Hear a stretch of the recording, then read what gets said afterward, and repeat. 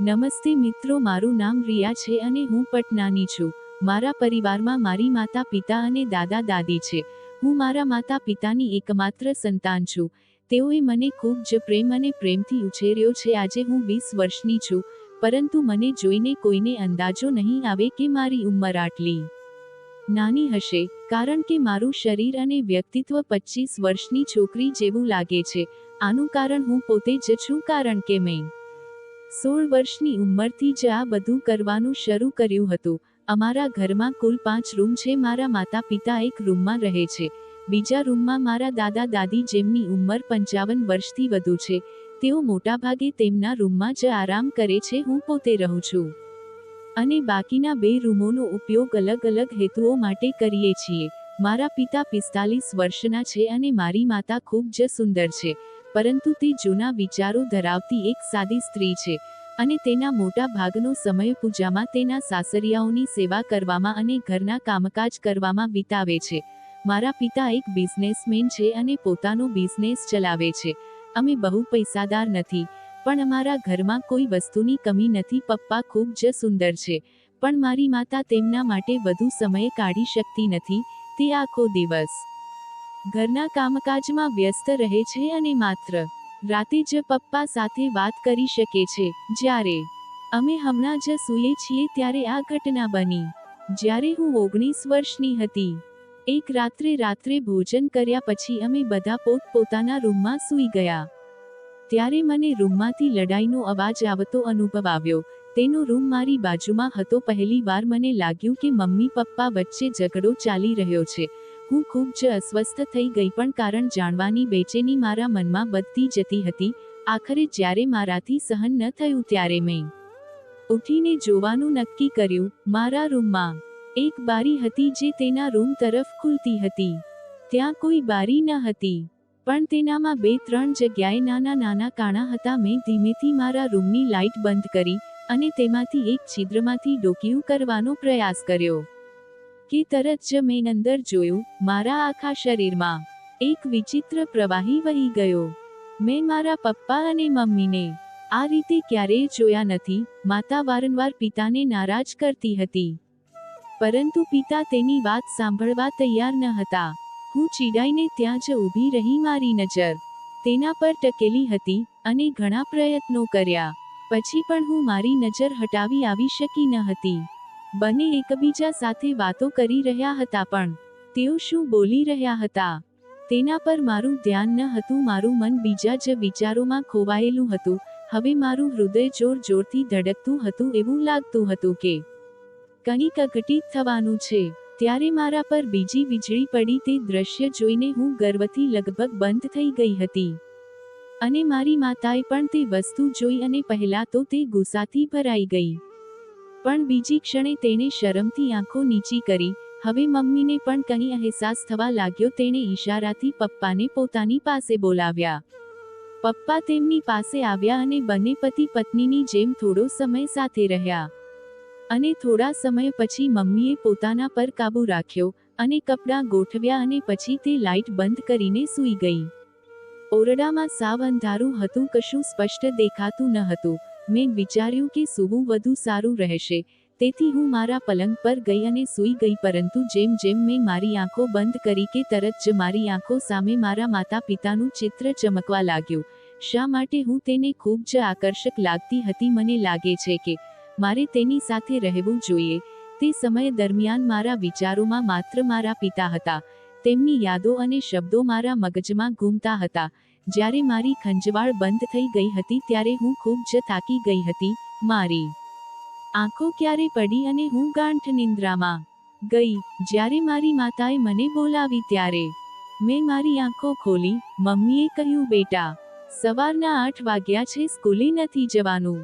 હું ઉઠીને સીધી બાથરૂમ તરફ ગઈ. હું બાથરૂમમાં પહોંચી કે તરત જ મારી આંખ સામે એ જ દ્રશ્ય દેખાયું. મિત્રો, તે દિવસે મને ખૂબ જ સારું લાગ્યું. કંઈક રીતે હું શાળાએ જવા માટે તૈયાર થઈ અને મારો ડ્રેસ પહેરીને બહાર આવી અને નાસ્તાના ટેબલ પર મારા પિતાને મળી. હું દરરોજ સવારે મારા પિતાને ગુડ મોર્નિંગની શુભેચ્છાઓ પાઠવતી હતી, તેથી હું તેમને દિવસ દરમિયાન પણ એવી જ શુભેચ્છાઓ પાઠવતી હતી. પછી હું તેમની સામેની ખુરશી પર બેસી ગઈ અને નાસ્તો કરવા લાગી. નાસ્તો પતાવીને હું સ્કૂલની બસ પકડવા નીકળવા લાગી, પણ મને મારા પપ્પાને છોડવાનું મન ન થયું, એટલે મેં ત્યાંથી નીકળવાનું બહાનું કાઢ્યું અને અંદર આવીને મમ્મીએ કહ્યું, પપ્પાને કહો કે તમને શાળાએ મૂકશે.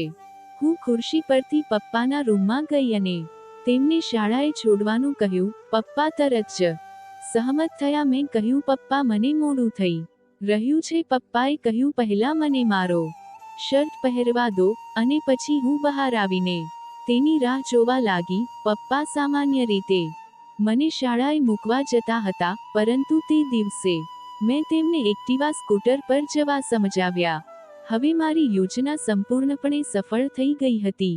હું તેની પાછળ બેસી ગઈ અને અમે શાળા તરફ પ્રયાણ કર્યું. મારી શાળા ઘરથી લગભગ 15 કિલોમીટર દૂર હતી. સવારનો સમય હતો, તેથી રસ્તો પણ નિર્જન હતો. જ્યારે અમે ઘરથી લગભગ 5 કિલોમીટર દૂર આવ્યા, ત્યારે મેં પપ્પાને કહ્યું, પપ્પા હું ડ્રાઈવ કરીશ. પપ્પા થોડા ચિંતિત હતા, પણ અંતે કહ્યું, ઠીક છે, પરંતુ હું તેને હેન્ડલ દ્વારા જ પકડીશ. પપ્પાએ સાઈડમાં ગાડી રોકી અને તેણે મને તેની સામે બેસાડી અને તેણે તેના હાથ મારા બાજુથી પકડી લીધા અને જેઓ ધીમી ગતિએ વાહન ચલાવે છે તેમના વિશે સાચું કહું તો હું ડ્રાઇવિંગ પર બિલકુલ ધ્યાન કેન્દ્રિત કરતી ન હતી. મારો હેતુ આનંદ કરવાનો હતો. આ રીતે હું હસતી હસતી અને મસ્તી કરતી શાળાએ પહોંચી. એ દિવસનો અનુભવ મારા માટે ખૂબ જ ખાસ અને આરામદાયક હતો. પછી મેં પપ્પાને ફરી એકવાર વિશ કર્યું કે કદાચ મારી ક્રિયાઓ અલગ હતી, કારણ કે પપ્પા મારા વિશે થોડા ચિંતિત હતા. તને સાચું કહું તો મને પણ આખો દિવસ અજીબ લાગતું હતું. મારું ધ્યાન ફક્ત મારા પિતા પર જ હતું કે મારે પપ્પા સાથે કારમાં બેસી રહેવું જોઈએ. હું સમજી શકતી ન હતી કે મારી અંદર કયું તોફાન હતું જે મને આવું વિચારવા મજબૂર કરી રહ્યું હતું. બસ દિવસ પસાર થયો અને હું શાળાથી ઘરે પહોંચી. લગભગ 4 વાગ્યા હતા. મારા દાદા દાદી સિવાય ઘરમાં કોઈ ન હતું. મમ્મી ક્યાંક બહાર ગઈ હતી અને પપ્પા તેમની ઓફિસમાં હતા. હું બાથરૂમમાં ગઈ. ફ્રેશ થઈને બહાર આવી. થોડી રાહત અનુભવી અને થાકને લીધે સૂઈ ગઈ. જ્યારે મેં મારી આંખ ખોલી ત્યારે મેં સ્નાન કર્યું અને તે દિવસે મને કંઈક અલગ લાગ્યું અને ખાસ કપડાં પહેરેલા. કદાચ પપ્પાને ઇમ્પ્રેસ કરવા માટે છે. પપ્પા આવવાનો સમય હતો, પણ મમ્મીનો હજુ કોઈ પતો લાગ્યો ન હતો કે તરત જ પપ્પાએ ડોરબેલ વાગી કે હું દરવાજો ખોલવા દોડી ગઈ. પપ્પાએ હસતા હસતા મારી સામે જોયું અને કહ્યું, દીકરા તું આજે બહુ સ્માર્ટ લાગી રહી છે. હું તેમની પાસેથી આ સાંભળીને ખૂબ જ ખુશ થઈ. મને લાગ્યું કે હું ધીમે ધીમે મારા ઈરાદામાં સફળ થઈ રહી છું. પપ્પાએ ચા પીવાની ઈચ્છા વ્યક્ત કરી, તેથી હું ચા બનાવવા રસોડામાં ગઈ. થોડીવાર પછી પપ્પા પણ ફ્રેશ થઈને રસોડામાં આવ્યા અને મારી સાથે અહીં ત્યાં વાતો કરવા લાગ્યા. ત્યારે મેં પપ્પા સામે જોયું તો તેમની નજર બીજે ક્યાંક હતી. મને લાગ્યું કે કદાચ મારી ઈચ્છા પૂરી થવાની છે. ચા તૈયાર હતી. મેં પપ્પાને જઈને ડ્રોઈંગ રૂમમાં બેસવા કહ્યું અને ચા લઈને ત્યાં જ રાખીને હું મારી જાતને શાંત કરવા બાથરૂમમાં ગઈ. થોડીવાર પછી હું બહાર આવી તો જોયું કે મમ્મી પણ ઘરે આવી ગઈ હતી. મને મમ્મી પર ખૂબ જ ગુસ્સો આવતો હતો, કારણ કે મારે મારી લાગણીઓ પપ્પા સમક્ષ વ્યક્ત કરવી હતી, પણ હું મમ્મી સાથે કશું બોલી શકતી ન હતી. મમ્મી ત્યાં હોવાને કારણે પપ્પા પણ થોડા ચિંતિત જણાતા હતા. તે સમયે હું મારા પિતાને થોડી ચીડાવતી હતી. રાત્રે ભોજન પછી પિતાએ મને કહ્યું, ચાલો થોડીવાર ફરવા જઈએ. આટલું કહીને તે મને ઘરની બહાર લઈ ગયા કે તરત જ તેનો મૂડ બદલાઈ ગયો અને તેણે મને કહ્યું, ચાલ દીકરા, ચાલો ફિલ્મ જોવા જઈએ. આનાથી હું તેને ખૂબ જ પ્રેમ કરતો હતો, કારણ કે તે મારી સાથે એકલા સમય પસાર કરવા માટે ખૂબ જ પ્રયત્નો કરતા હતા. એક્ટિવા પર સિનેમા હોલ તરફ જતાં તેણે મારી માતાને ફોન કરીને કહ્યું કે તે ફિલ્મ જોવા જઈ રહ્યા છે.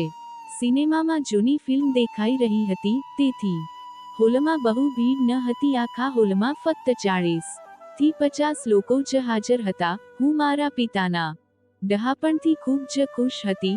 જો તેઓ ઈચ્છતા હોત તો તેઓ મને નવી અને સારી ફિલ્મ જોવા લઈ ગયા શક્યા હોત, પણ તેનો હેતુ મારી સાથે બને તેટલો સમય પસાર કરવાનો હતો.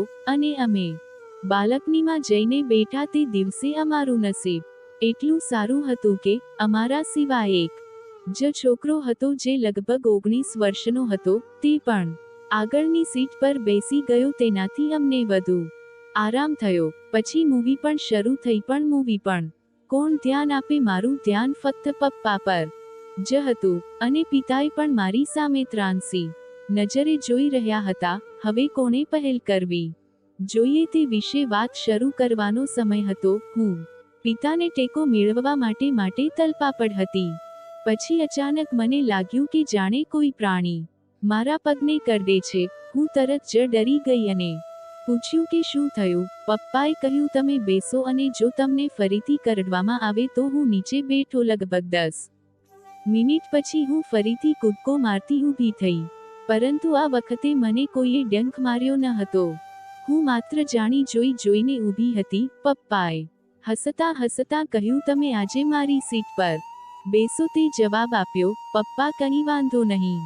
જેમ આ કીડાએ મને ડંખ માર્યો છે તે તમને પણ કરડશે. પપ્પાએ હસતા હસતા કહ્યું, તો આમ કર અને મારી બાજુમાં બેસો. હું પહેલેથી જ તૈયાર હતી. તેણે કહ્યું કે તરત જ હું તેની બાજુમાં બેસી ગઈ અને તેણે તેની બાજુમાં બેઠેલી સ્ક્રીન તરફ જોવા લાગી. હું ખૂબ જ નાની લાગતી હતી.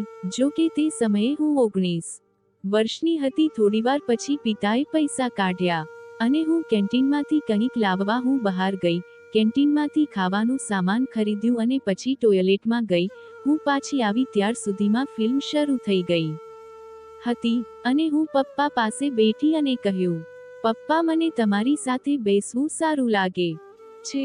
પપ્પાએ કહ્યું, તો રાહ જુઓ. મેં મારી જાતને થોડી સેટ કરી. મને અંધારામાં કંઈ સ્પષ્ટ દેખાતું ન હતું. પપ્પાએ કહ્યું, હવે બેસો. હું ફરીથી તેમની બાજુમાં બેસી ગઈ. થોડા સમય પછી મને સમજાયું કે મારા મનમાં જે ચાલી રહ્યું હતું તે કદાચ મારા પિતાના મનમાં પણ ચાલી રહ્યું હતું, પણ તેઓ કહેતા ન હતા. પછી મેં હાર સ્વીકારી અને પપ્પાને ઈશારો કર્યો, જેમ હંમેશા પપ્પાને સાથ આપે છે. આ રીતે મેં તે દિવસે મારા પિતાને ટેકો આપવાનું નક્કી કર્યું અને અમે બંનેએ ફરી ફિલ્મ પૂરી થાય ત્યાં સુધી સાથે ફિલ્મનો આનંદ માણ્યો અને તેમાં મગ્ન હતા. પણ પછી અમે બંને થાકી ગયા અને લગભગ 30 મિનિટ પછી ચિત્ર સમાપ્ત થયું. લાઇટ આવતા જ મેં મારી જાતને સુધારી કે તરત જ અમે હોલની બહાર આવ્યા. પપ્પાએ હસતા હસતા કહ્યું, તમને કેવી લાગી? મેં જવાબ આપ્યો, મેં આનાથી વધુ સારી તસવીર ક્યારેય જોઈ નથી. પણ પછી મેં કહ્યું, પપ્પા, મને ચાલવામાં ખૂબ જ તકલીફ થઈ રહી છે. આ સાંભળીને પપ્પા હસ્યા અને મને તેમના ખોળામાં ઉંચકીને પાર્કિંગમાં લઈ ગયા, જ્યાં અમારી કાર ઊભી હતી. હું હસી અને કારમાં બેસી ગઈ અને પછી અમે ઘર તરફ જવા લાગ્યા. તે દિવસ પછી પપ્પાએ મારી વધુ કાળજી લેવાનું શરૂ કર્યું. હવે હું પણ દરેક ક્ષણે પોતાનું ધ્યાન રાખું છું. આ દિવસ અમારા સંબંધોને ગાંઠ અને ખાસ બનાવ્યો છે. તો મિત્રો, આ હતી અમારી આજની નવી વાર્તા. જો તમને વિડીયો પસંદ આવ્યો હોય તો વિડીયોને લાઈક કરો, શેર કરો અને કોમેન્ટ કરો. અને જો તમે અમારી ચેનલ પર નવા છો તો ચેનલને